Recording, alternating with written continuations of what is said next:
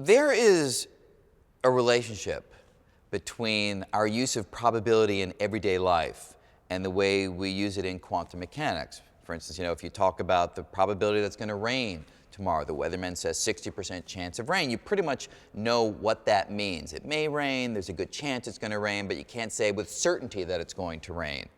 In quantum mechanics, when we talk about the motion of an electron, we frame it in a similar language. We say there's a 60% chance that the electron may end up here in a given experiment, and a 40% chance that it might wind up here.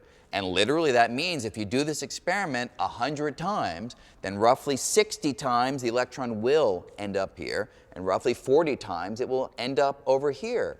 The difference, though, relative to the use of probability in weather reports is when it comes to weather, if we could really understand the fundamental motions of all of the particles that make up the atmosphere in, say, a classical sense, a Newtonian sense, we should be able to predict whether or not it will rain. It's just our ignorance of the state of the atmosphere and everything else that affects weather that reduces us to a probabilistic language.